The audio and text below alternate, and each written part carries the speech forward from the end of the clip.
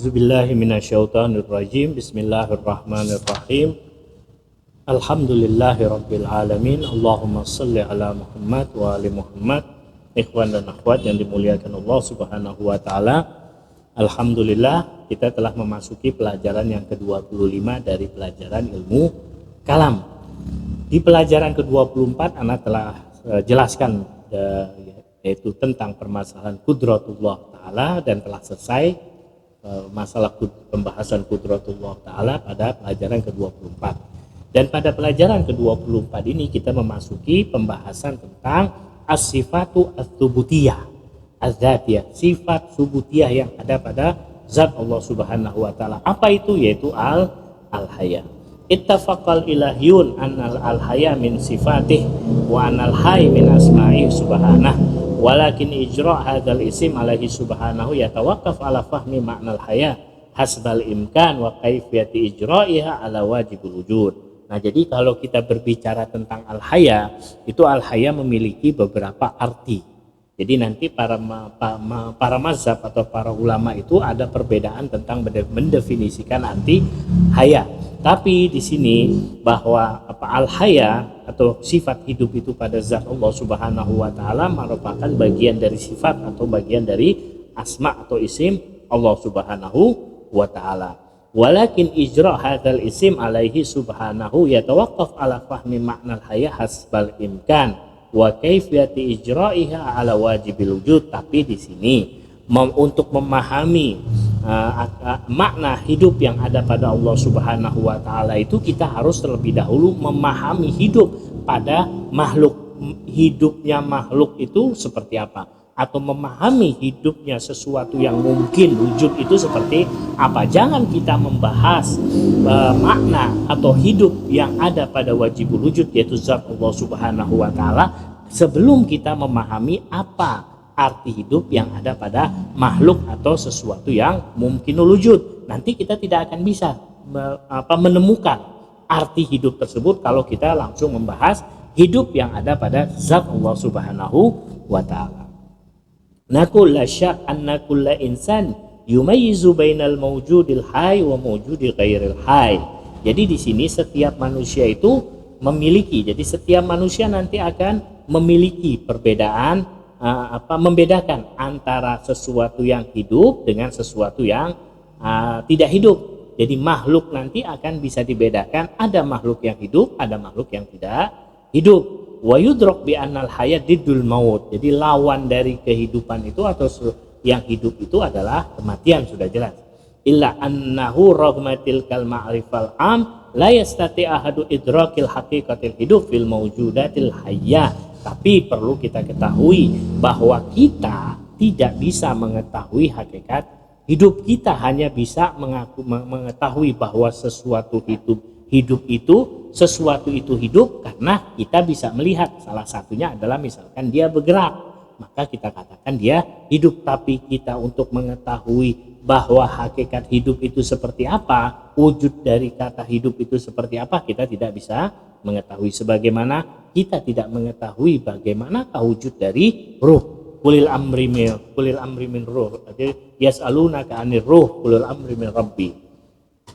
Fal haya asyaddu halaz zuhuran walakinnaha a'saru 'alal fahmi wa asyaddu istisa'an 'ala tahdid. Jadi hidup itu sebenarnya apa? Sesuatu yang sudah zahir, sudah badihi, sudah pasti diketahui. Tapi untuk memahami arti hidup itu lebih jauh, kita tidak bisa tidak mengetahuinya. Karena apa? Bahwa kita tidak bisa mengetahui sesuatu itu adalah di luar dari kemampuan yang materi. Karena kita adalah sesuatu yang materi, sedangkan sesuatu yang non materi adalah di luar dari sesuatu yang materi, maka kita tidak bisa mengetahuinya. Bukan berarti hidup itu tidak ada. Kita hanya bisa mengetahui ketika itu bergerak, berarti itu hidup. Kita bisa mengetahui bahwa motor itu bisa dikendarai, bisa digunakan karena mesinnya hidup. Wa li'adli zalik ihtalafat kalimatul ulama fi tabyini haqiqatiha wa zahabu mazahibus syatta. Jadi di sini para ulama itu memiliki pendapat tentang hakikat hidup. hidup, dan para mazahib ya, para mazahib juga mazhab-mazhab ya, juga mempunyai perbedaan tentang mengartikan kata hidup. Walakinnaha fi nazri ulama tabi'at talazum athar at-taliya fil mausuf biha. Nah, di sini ada khusus dari para ulama yang mengartikan tentang tentang hidup, yaitu disebabkan karena ada ada asar, ada tanda-tanda bahwa dia itu hidup, seperti kan al-jazbu, an-namu, wat tawalud wal harakah. Nah, karena ada salah satu ini, maka dia bisa dikatakan sebagai hidup, seperti al-jazbu. Jazbu itu ada daya tarik, an-namu yaitu ada sifat tumbuh, at-tawalud ada sifat yaitu melahirkan, al-harakah yaitu bergerak. Karena dia bergerak, maka dia dikatakan hidup. Karena dia melahirkan, maka dia dikatakan hidup. Karena dia tumbuh, maka dia dikatakan hidup. Wajah, karena dia mempunyai dorongan, maka dia dikatakan hidup. Itu adalah 4 definisi arti hidup yang didefinisikan oleh sebagian ulama. Wa hadza ta'rif lil haya innama yushiru ila atharil haya la ila bayani haqiqatiha. Nah, definisi hidup yang tadi itu bukan menjelaskan menjelaskan hakikat dari hidup, tapi tanda-tanda dari kehidupan saja bahwa itu hidup.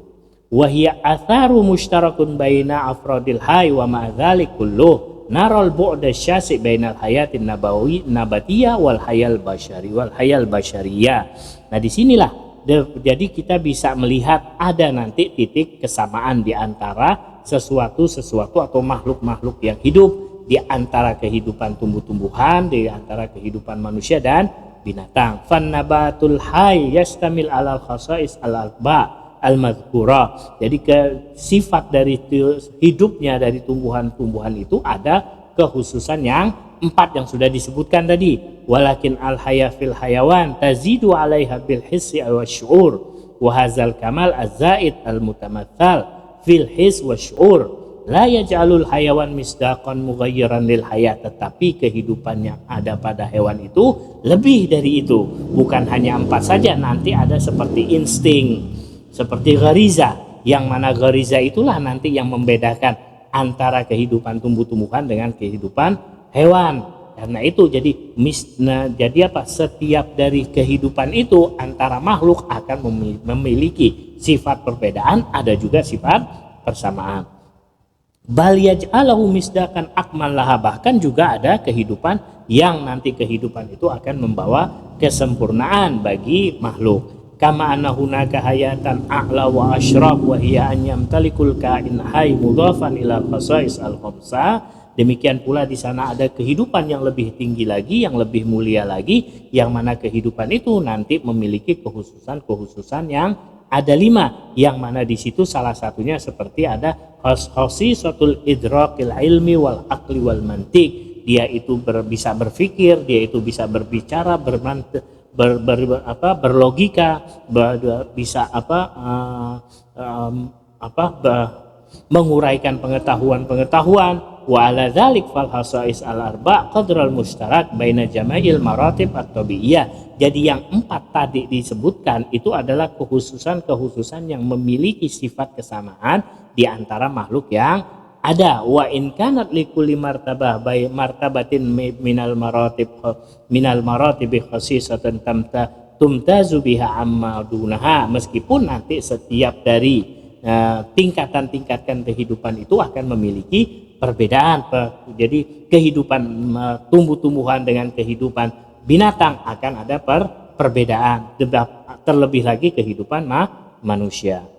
Ta'riful haya bin nahwin akhar, kalau kita lihat definisi hidup yang lain, yaitu la syak annal haya an-nabatiyah ghairal haya al-hayawaniyah fil kaifiyah. Jadi kalau kita lihat kehidupan tumbuh-tumbuhan itu berbeda dari sifat hidupnya hewan, jelas. Wa hakadza sairul maratibil ulya lil haya, demikian pula seluruh kehidupan yang hidupnya itu lebih tinggi, maka dia akan memiliki perbedaan lebih jauh lagi di dalam sifat hidupnya. Walakin dzalik la yaj'al kalimah mushtarakan lafzian zama'anin muta'addida. Tapi meskipun arti hidup itu banyak pada makhluk, makhluk ini hidup, tumbuhan hidup, hewan hidup, manusia hidup, meskipun banyak kata hidup itu menyandang atau menempel pada setiap makhluk, tapi bukan berarti kata hidup itu beda, sama, hanya perbedaannya nanti pada jenis bahwa bagaimana hidupnya itu berkembangnya, apakah mengarah kepada kesempurnaan ataukah tidak. Jelas hidupnya hewan beda dengan hidupnya tumbuh-tumbuhan beda dengan hidupnya manusia. Seperti tumbuh-tumbuhan hidup di satu tempat saja, tidak bisa tumbuh-tumbuhan itu hidup mempunyai iradah untuk pindah ke tempat lain, tidak bisa. Dia hidup kalau sudah ditanam di situ. Hewan juga begitu. Hewan kalau mempunyai hidup, tidak bisa dia hidupnya itu dirubah, dia menentukan sesuai dengan keinginan. Nah, manusia berbeda dengan dua makhluk tadi, yaitu tumbuhan dan hewan. Manusia memiliki sifat hidup ini berbeda dari dua makhluk tadi. Taudhihu innal haya al-madiyya fin nabat wal hayawan wal insan takumu bi amrain. Jadi sini penjelasan bahwa hidup yang bersifat materi yang ada pada manusia, tumbuh-tumbuhan dan hewan, dia ada dua berpatokan kepada dua poin atau dua perkara. Al-awwal al-fi'lu wal infial wa ta'thir wa ta'athur. Wa ila dzalik tahduful khasa'is al-arba' allati dzakaraha ulama'ut tabi'ah fi kama awdahna, wa yumkin an narmuz ila hadzal khasisa fil fa'aliyah. Insyaallah nanti akan Anda lanjutkan pada pelajaran berikutnya. Kurang lebihnya wassalamualaikum warahmatullahi wabarakatuh.